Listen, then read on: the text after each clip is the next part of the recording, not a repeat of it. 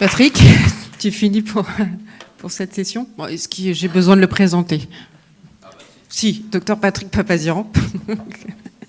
Donc, sexologue qui a contribué largement à la coordination du programme scientifique de ce jour. Donc, merci beaucoup. Et tu vas donc nous présenter des cas pratiques? Absolument, des cas pratiques. Merci Marianne.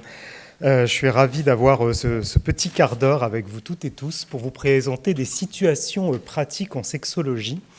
Comme le disait Marianne, moi je travaille essentiellement, presque exclusivement avec des personnes vivant avec le VIH, donc en service de maladies infectieuses dans 2 hôpitaux parisiens. J'aime beaucoup les citations. Vous connaissez peut-être cette citation d'André Mauroy qui dit qu'un mariage heureux est une longue conversation qui semble toujours trop brève. Je me suis permis de la corriger parce qu'une consultation sexologique aussi, c'est une longue conversation qui semble toujours trop brève.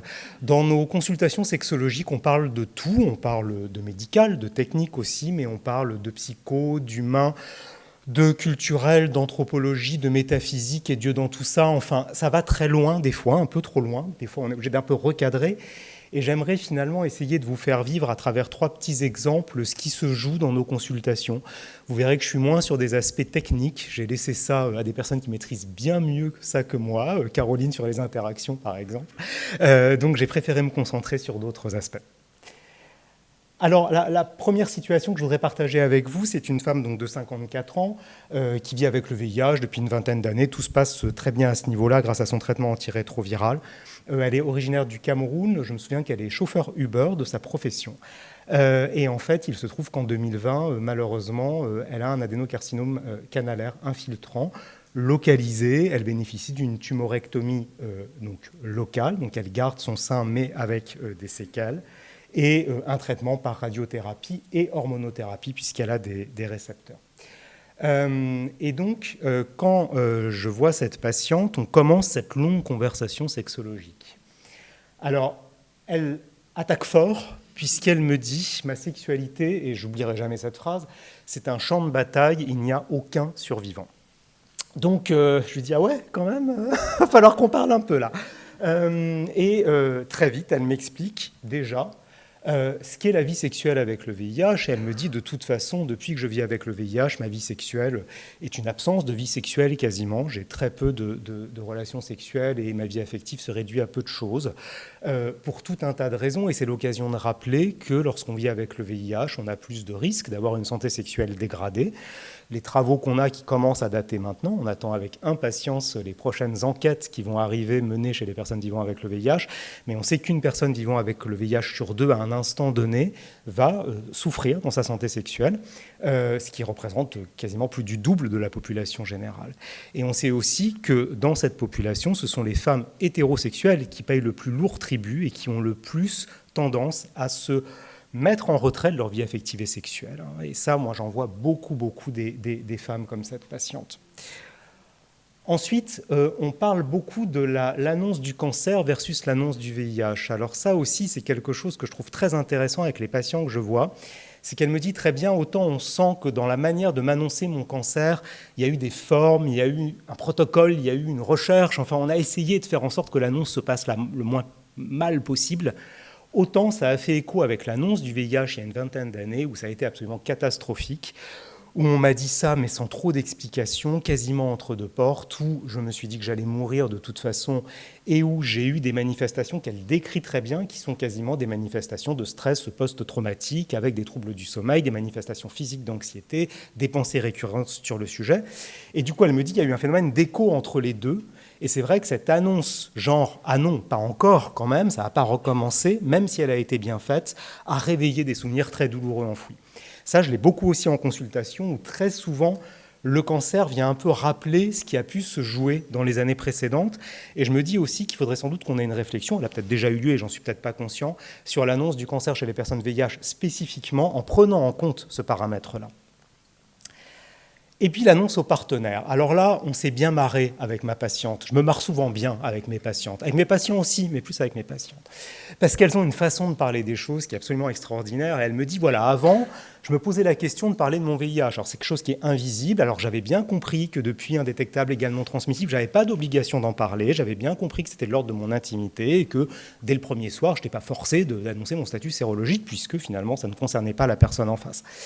Mais le cancer, et notamment les séquelles de l'opération qu'elle a eue de la tumorectomie, ont fait qu'elle a un sein qui a été malmené par la chirurgie. Et elle dit, là, je suis dans l'ordre du visible.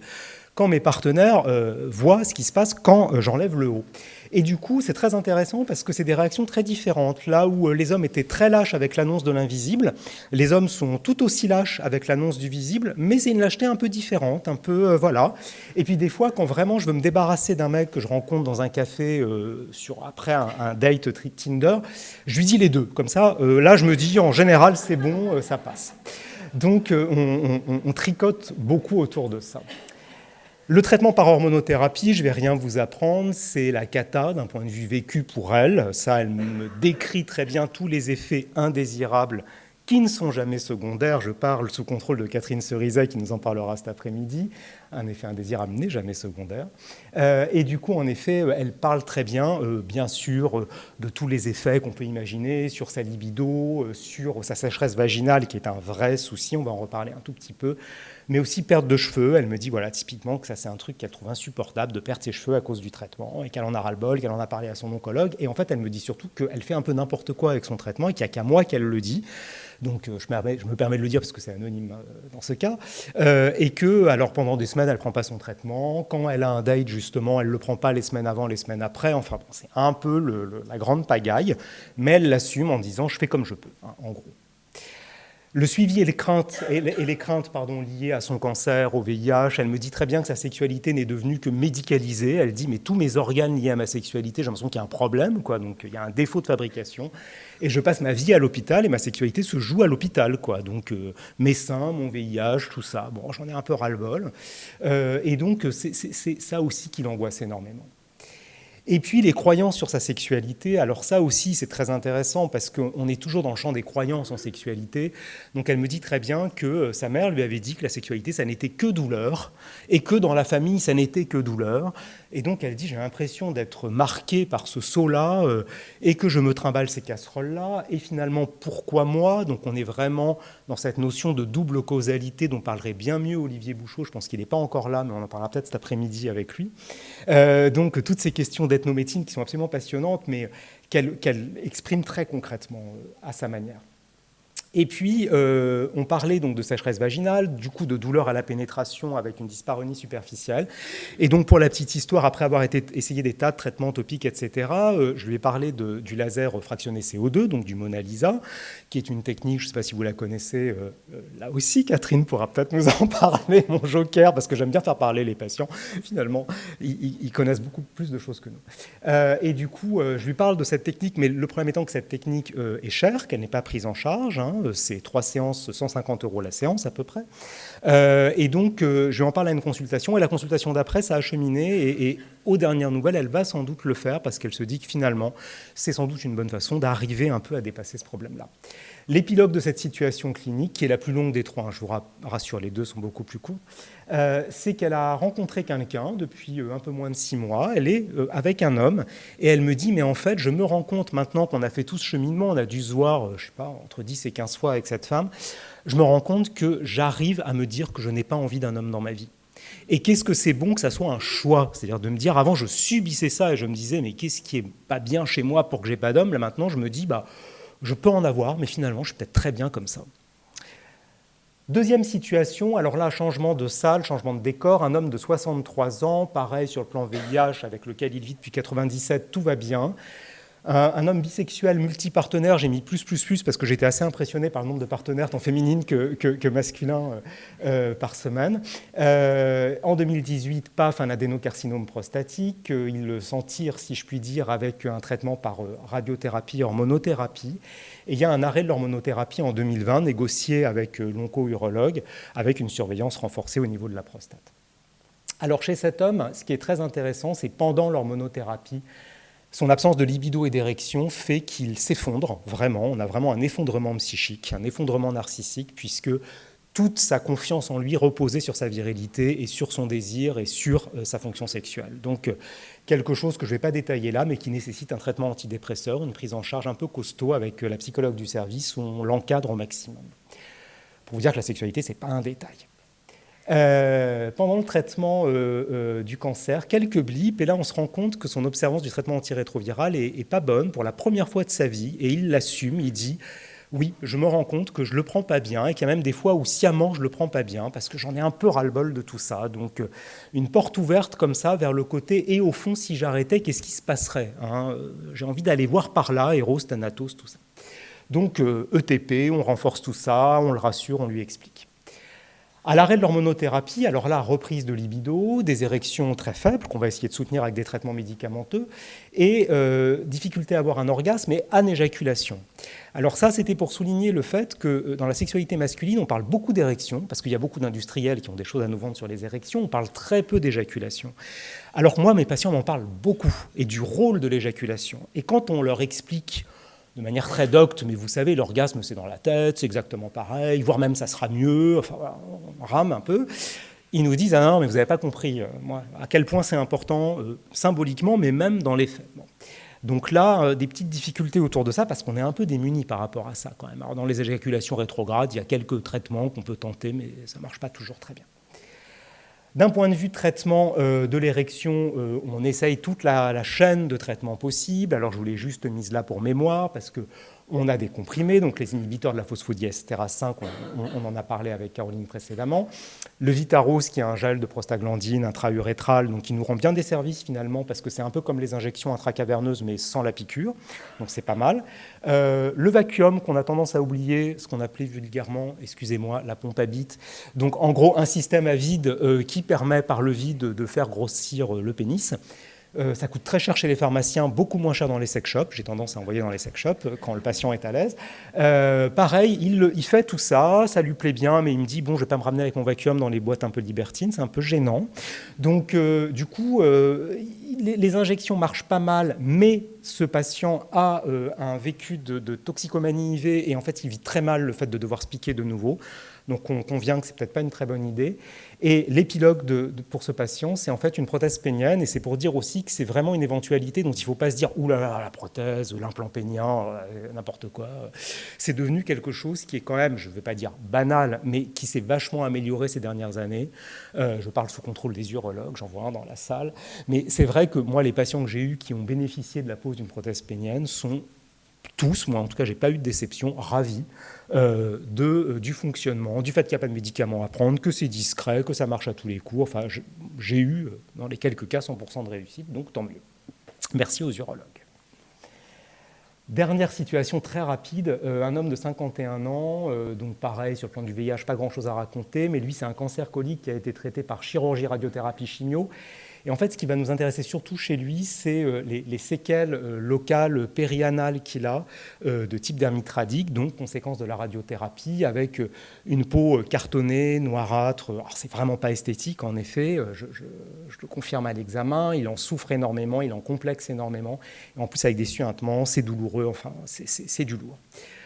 Ces pratiques sexuelles, je les cite juste parce que ça va avoir son importance, il pratique le chemsex, et puis le fist et des pratiques un peu sadomaso. BDSM.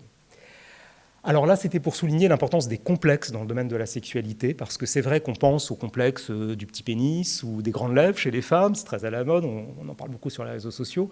On pense moins aux complexes autour de l'anus, et il y a évidemment des sexualités qui vont investir cette zone de manière très forte, voire prédominante, et du coup, il faut apporter des réponses. Le problème, c'est qu'on n'en a pas beaucoup à apporter. J'en rediscutais, je parle sous contrôle de Johan, mais c'est vrai que, franchement, des fois, on n'a pas grand-chose à proposer à ces patients pour les aider.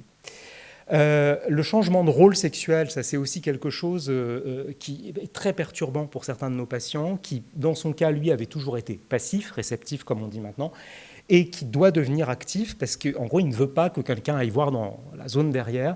Et ça le perturbe énormément parce que ce n'est pas dans son ADN, on va dire, sexuel.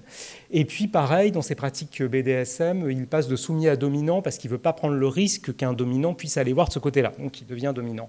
Mais là aussi, il me dit, en fait, j'ai l'impression par opportunisme d'adopter des sexualités, mais qui ne sont pas moi, donc perturbant. Maltraitance médicale, ça je voulais quand même le citer parce que je pense que tous autant qu'on est ici, on est bienveillant, en tout cas on fait tout pour l'être avec nos patients, ce n'est pas le cas de tous les soignants. Et lui, c'est quand même entendu dire par son chirurgien qu'avec la sexualité qu'il a, qu'il s'estime heureux d'être en vie. Donc du coup, on en parle, je lui indique les recours possibles à l'ordre, à la direction de l'hôpital, parce que zéro tolérance, c'est comme tout racisme, c'est comme tout rejet, zéro tolérance. Et pas de confraternité sur ces sujets-là, vraiment, sinon vous allez m'énerver. Et surtout, la perte de confiance en soi et d'estime de soi, parce que c'est toujours vers ça qu'on revient, et j'aimerais vraiment finir là-dessus, presque finir là-dessus, parce qu'en plus on a tous faim, mais parce que finalement, quand on parle sexualité, c'est de ça dont il s'agit. C'est la confiance en soi et l'estime qu'on a en soi. Sabrina en parlait très bien, bien mieux que moi, parce que c'est ça aussi qui est en jeu. C'est se sentir homme, se sentir femme, se sentir être humain, simplement séduisant, estimable. Voilà. Petit mot sur le chemsex, parce que pendant le traitement du cancer, il poursuit le chemsex, et ça c'était pour dire aussi que c'est des choses où il faut savoir accompagner les personnes. Si on leur dit la drogue c'est mal, surtout pendant le cancer, ça ne marche pas. Et c'est de dire, écoutez, je peux comprendre que quand on vous annonce un cancer, ce n'est pas le meilleur moment pour arrêter les drogues, mais on va avancer ensemble. Donc on va avoir une stratégie de réduction des risques. Déjà, on va éviter les injections si c'est possible. On va essayer de se limiter à une seule substance. On va réduire les doses. Et puis surtout, vous nous dites ce que vous prenez pour qu'on voit les interactions avec nos amis pharmacologues et qu'on puisse vous accompagner au mieux. Je vous remercie.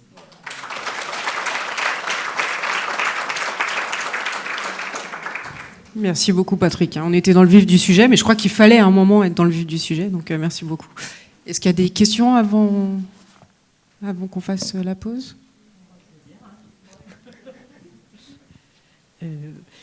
Quand une consultation, on va prendre l'exemple d'une femme,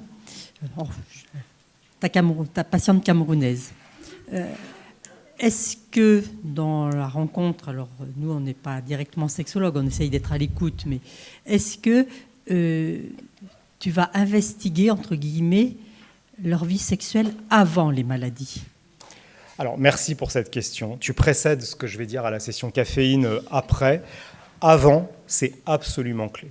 C'est-à-dire que c'est une des clés en sexo, c'est toujours de dire... Exactement. Il y a souvent soit une idéalisation de ce qui se passait avant la maladie ou simplement un oubli de comment c'était avant la maladie. Et le but, c'est pas de leur mettre le nez dans leur caca et de leur dire « Et avant, vous étiez bien dans la merde déjà quand même. » Donc, c'est simplement de leur dire « On va se fixer un objectif raisonnable. » C'est de dire « Voilà, avançons pas à pas. » Et en général, quand on les ramène à ça, oui, avant, déjà, soit il y avait des problèmes sexuels, soit dans le couple, ça tanguait déjà, soit... Et c'est important de pouvoir aussi leur remettre ça à l'esprit pour qu'on puisse avancer ensemble. Mais merci pour cette question, parce qu'en plus, je voulais en parler, j'ai oublié. Non, très bien. Et l'inverse, c'est-à-dire... Et après ? Quelqu'un qui n'avait pas de sexualité, mais le fait d'avoir, par exemple, un cancer, a fait que, il se dit, maintenant, je vais en profiter, quoi. Oui, alors ça on le rencontre aussi, mais ceux-là en général, je les vois moins, sauf quand il y a une dysfonction.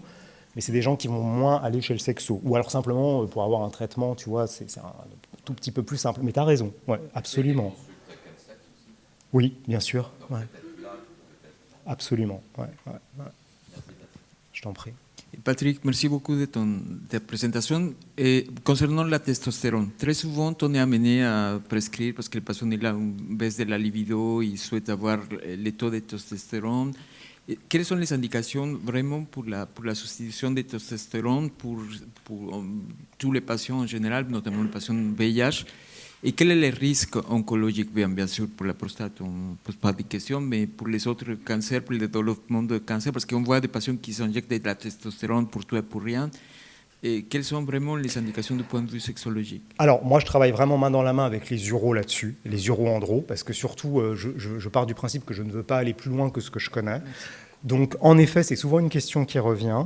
Je remarque que les uros, on va dire, ont la prescription plus facile que ce que j'aurais. C'est-à-dire que moi, j'aurais tendance à être un peu plus timoré sur cette prescription-là, là où eux, mais je laisserai peut-être des uros prendre la parole, vont être un tout petit peu plus décomplexés, mais tant mieux, parce qu'ils ont sans doute des éléments de réassurance plus importants. Mais c'est vrai que c'est une demande forte, et en général, on va dire que moi, au niveau sexo, on fait un dosage de testostérone qui revient normal 95 fois sur 100, mais qui est important à mon sens parce que c'est très rassurant pour eux de se dire que leur testostérone est normal. Et le nombre de fois où j'ai vu des patients se détendre un peu en se disant « Ah ouais, j'ai des hormones », et puis moi, des fois, j'insiste là-dessus aussi pour les rassurer, en leur disant « Ouais, vous êtes un homme, un vrai, pas de souci.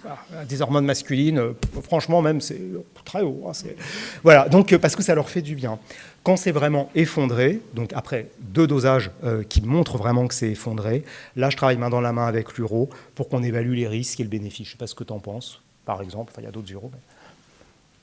Non, tout à fait d'accord. Ce que je dirais juste, c'est que sur la testostérone et le cancer de prostate, on passe notre vie, nous, urologues, à dire non, on peut en prescrire tant qu'on veut, c'est pas grave, pour le cancer, ça n'aura aucune incidence. Voire parfois, il y a même des études qui ont montré que c'était mieux. Qu'il y avait une redifférenciation et potentiellement, etc. Donc il y a eu ce mythe de la testostérone qui aggravait forcément le cancer de prostate. Donc il y a des études qui vont plutôt contre, puis de temps en temps on a quand même une étude qui nous dit attention, ça va favoriser les cancers à haut risque et ça va entraîner un développement plus important. Donc ce qu'on fait, c'est prescription sous surveillance avec le PSA, en général ça suffit. Alors qu'ils sont sous anti-androgènes. Bonjour. Alors, je crois qu'il y a oui, madame merci. qui a un commentaire. Du coup, je vous retourne la même question, mais chez les femmes. Qu'est-ce qu'on leur prescrit en cas de perte de libido et comment on travaille avec elles? Comment on les accompagne dans ça? Alors, sur la perte de libido, en fait, quand on est dans la ménopause et les traitements successifs de la ménopause, ça peut être une option possible, bien évidemment. Mais sinon, on n'a aucune pharmacopée spécifique dans les troubles de la libido. Donc, alors ça aussi, des fois, ça peut être un peu gênant, mais au fond, c'est souvent la discussion qu'on a avec les femmes, c'est que c'est presque rassurant de se dire que le désir féminin est tellement complexe qu'aucun médicament n'a réussi à le stimuler. Mais d'un point de vue pharmacopée, on est très démunis.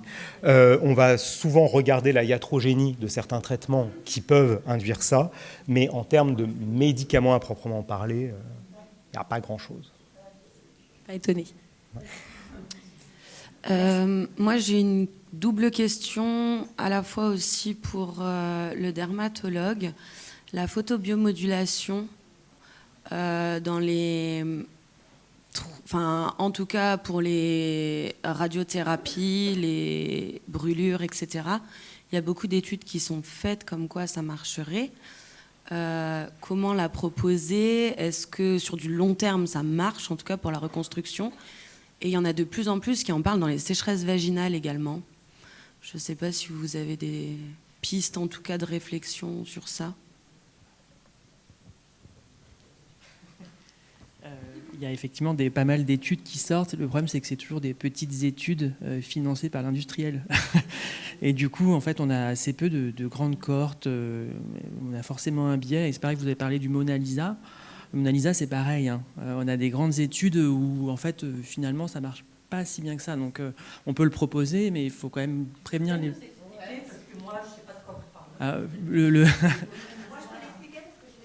Et alors, est-ce que ça a marché, du coup?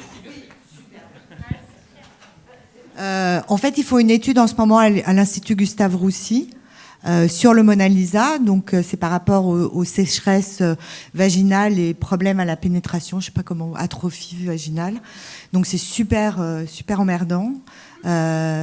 C'est dû soit à l'hormonothérapie, aux ménopauses induites par les chimiothérapies, soit à la ménopause tout court pour des personnes qui n'auraient pas eu un cancer. Et c'est un laser. On vous fait des lasers dans le vagin.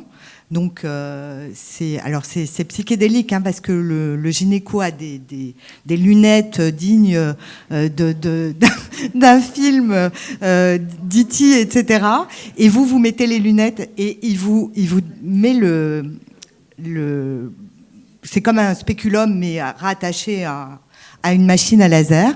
Et ça fonctionne très bien, c'est-à-dire qu'au bout de 3 séances, alors pour moi, hein, ça fonctionne pas à 100% évidemment, malheureusement, mais vous avez à nouveau de la lubrification et plus du tout de problème d'atrophie vaginale, donc avec une sexualité, et sur le long terme. Alors, on vous préconise de faire tous les ans, voire plus tardivement si tout va bien, une séance de confort tous les ans, sachant que moi, je l'ai fait en 2017 et à ce jour, je n'ai pas refait de séance. Voilà. Ah oui, alors ça, comment ça fonctionne? C'est ce qu'on appelle des lasers ablatifs, donc c'est des lasers CO2, donc ils vont faire des espèces de petites plaies superficielles pour rebooster en gros l'épiderme et voilà, il a au niveau intravaginal. Et donc c'est un peu exactement, c'est un peu ça, c'est un peu un resurfaçage vaginal et c'est pour ça qu'on a des lunettes parce que des lasers ablatifs, donc si on se le prend dans l'œil, c'est pas très cool. Ah oui, je me doute. Non, je me doute. Ouais. Ben, oui, en fait, je voudrais rebondir sur ce sujet. C'est très important, Catherine. Peut-être vous l'aborderez cet après-midi. C'est qu'aujourd'hui, en effet, comme l'a souligné Patrick, certains traitements d'hormonothérapie ou anti-hormonales entraînent des sécheresses vaginales, surtout les inhibiteurs d'aromatase, comme avait ta patiente. Et aujourd'hui, il y a des techniques extrêmement efficaces pour lutter contre donc cette sécheresse. Vous venez de l'évoquer avec le laser. Alors sans faire de chauvinisme, on l'a aussi à la Pitié. Voilà, donc accès gratuit. Ah bien oui. Et n'hésitez pas, c'est chez Madame Usan, donc chez Catherine Usan. N'hésitez pas aussi à en parler à votre gynéco, ou n'hésitez pas aussi à mettre vos patients en relation avec les gynécos, car il y a d'autres techniques. Vous avez aussi aujourd'hui les injections d'acide hyaluronique qui peuvent durer en termes d'efficacité environ 6 à 8 mois.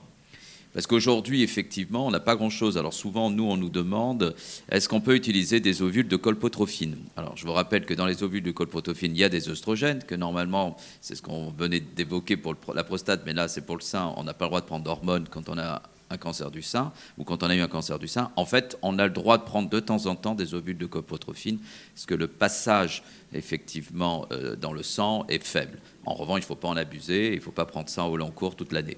Donc sachez qu'aujourd'hui, il y a des techniques, il y a le laser, les acides hyaluroniques, il y a d'autres ovules aussi qui existent, et que c'est très important, parce que je pense que Patrick, tu dois avoir ce problème dans ta consultation régulièrement, et qu'il y a des solutions. Voilà. Oui, et absolument. le témoignage de Catherine en fait pas, ou de la dame tout à l'heure, de vous, madame, en fait partie. Je voulais juste dire que ce sont des traitements qui ne sont évidemment pas pris en charge par la sécurité sociale. Aucun des trois. Exactement. Enfin, les ovules de colpotrophine, si, éventuellement. Non. Non? Non. Bon. Pour avoir joué avec, non. C'est pas très cher. C'est pas très cher. Oui, mais c'est pas très cher, mais quand vous en prenez de temps en temps, voire souvent... Je parle pas de la colpotrophine, je parle de l'acide hyaluronique. Ah, l'acide hyaluronique, ça coûte non. extrêmement cher. Non, ça c'est vrai. Mais on est encore comme ce matin, hein, voilà. Bon. Mais on espère que ça sera vulgarisé, entre guillemets, et pris en charge à un moment donné. Mais, encore une fois, le rôle des associations pour faire remonter, hein, ma belle, on se combat en ce moment sur les signatures moléculaires. Vous avez fait une intervention, bravo, sur les signatures génomiques dans le cancer du sein, là, donc c'est remonté à l'HAS. Donc aujourd'hui, c'est ce que je disais ce matin, vous jouez un rôle très important, les associations, aussi maintenant en cancérologie. Merci. Juste un mot sur la prise en charge, parce qu'aussi les consultations chez les sexologues, alors y compris chez les médecins sexologues, ne sont pas prises en charge dans le privé, avec souvent des dépassements d'honoraires chez les médecins sexologues qui sont dans le privé, qui sont conséquentes. Et donc là aussi, sans doute, il faut militer pour qu'il y ait plus de médecins sexologues dans le public. Il y a un réseau qui s'appelle le réseau de santé sexuelle publique, le RSSP, qui fait beaucoup d'actions pour essayer de faire connaître les médecins qui exercent dans le public et dont les consultations sont prises en charge. Donc c'est important, n'hésitez pas à aller sur le site de ce réseau pour voir quelles sont ces consultations dans le public. Et moi j'avais une question, je suis infirmière en consultation d'annonce infirmière en cancéro, et ma grande question c'est de comment est-ce qu'on peut amener les conséquences sur la vie sexuelle des patients en amont de la prise en charge. C'est-à-dire que nous on présente déjà tous les effets secondaires indésirables du traitement. Mais ma problématique, moi, c'est qu'en 1 heure de temps, je dois balayer un panel de ces effets secondaires. Et la sexualité, c'est pas quelque chose d'évident, donc j'essaye de le faire, mais j'ai des réactions très aléatoires selon les patients. Il y a le patient qui est très ouvert à ça, qui va même être déconcertant parce qu'on n'a pas tellement le temps d'aller dans le vif du sujet. Et puis il y en a d'autres, c'est porte close et on n'arrive même pas à engager. Donc comment est-ce qu'on peut proposer ce soin de support-là ? Et puis, à partir de quel moment il faut qu'on oriente vers un sexologue ? Parce que je parle de la consultation infirmière, mais on retrouve les patients aussi en hôpital de jour. Et donc, quand des fois la discussion se propose, comment est-ce qu'on peut dire, là, il vous faut une consultation sexologue ? Voilà, c'est un peu dans l'évaluation et comment l'aborder sans faire peur non plus aux patients, quoi. Je comprends, juste brièvement, je dirais, il faut aborder le sujet. C'est-à-dire qu'il faut mettre le sujet sur la table parce que vous envoyez le signal aux patients que oui, ça fait partie de la santé et des soins. Donc rien que ce signal-là est thérapeutique. Je veux dire, il faut lui envoyer ce signal-là. Après, c'est normal des fois de ne pas savoir gérer ou de se dire comment je gère. Il faut aussi se déculpabiliser là-dessus, être un peu serein. C'est pas des sujets simples et assumer aussi ces zones de non-savoir ou de nos compétences. Et je veux dire, on n'est pas censé aussi être omniscient devant nos patients. Donc, faut pas hésiter à avoir recours à des ressources. Ça dépend aussi du réseau dont vous bénéficiez. Alors c'est clair qu'à Paris, c'est un peu plus simple parfois que dans d'autres endroits parce qu'il y a des réseaux de sexo, on peut adresser derrière. Mais je dirais aussi, c'est au moins lui passer l'info et lui dire que chaque chose en son temps, qu'il a cette info-là, qu'on pourra en reparler. C'est aussi savoir différer la discussion. Mais le simple fait de citer ça au même titre que tout un tas d'autres organes, c'est important. Docteur Toussaint, on va prendre une dernière et après on arrête. Docteur Toussaint, vous écoute. Oui, docteur Toussaint, je suis oncologue médical et sexologue. Ne vous flagellez pas, j'y reviendrai tout cet après-midi dans ce que je fais comme topo, mais si déjà vous avez la conscience de ça et que vous vous permettez à certains moments d'en parler, vous diffusez des choses et vous diffusez de l'information, ça fera des rebondis. Et juste par rapport à ce qui est acide hyaluronique et laser, il faut juste toujours dire que dans les recommandations, c'est toujours accompagné d'autres choses pour éviter la pensée magique du médicament qui, en 3 séances, va améliorer magnifiquement les choses. Si on ne prend pas les choses de fond et qu'on ne prend pas justement un abord assez large de ce que vous disiez tout à l'heure sur comment est-ce que c'était avant, comment est-ce qu'on va gérer le couple, etc., on va se retrouver finalement dans l'échec de la prise en charge sexo, où on va juste se focaliser sur le symptôme et pas essayer de dérouler une pelote dont on n'a pas besoin forcément de tout dérouler, mais des fois de juste bien orienter, bien comprendre quelle est la question, parce que des fois, il y a justement, on a l'impression que c'est l'arbre, il y a une forêt derrière, mais ce n'est pas forcément la forêt qu'on imagine. Et elle est des fois plus simple à prendre en charge que en traitant juste quelque chose à coût de 350 € les séances de laser dans le privé, parce que c'est à peu près ça ce que ça coûte chez certaines personnes. À Lyon, c'est le tarif qui est pratiqué. Et 3 séances, et on vous dit de revenir en effet dans 1 an ou dans 3 ans. Donc il faut aussi savoir ça. Donc si on accompagne bien les choses à côté et si on fait un bon coaching, il y a des fois un certain nombre de choses pour lesquelles on peut arriver à avoir une prise en charge beaucoup plus large. Merci beaucoup, merci à tous. On fait la pause déjeuner. Vous avez un buffet qui vous attend, qui est à votre disposition à gauche en sortant, et on essaye de reprendre à 55 pour pas prendre trop de retard cet après-midi. À tout à l'heure.